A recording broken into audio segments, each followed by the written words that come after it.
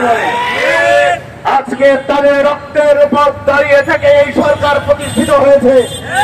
সেই জায়গায় যদি আপনারা আপনাদেরকে 35-এর দাবি না মেনে নিতে পারেন, আপনাদের এই সরকার ব্যর্থ হিসেবে গণ্য হবে। আমি জোর দাবি জানাই, তাদের সাথে সংহতি প্রকাশ করে অবিলম্বে তাদের এই দাবি মেনে নেওয়া হোক।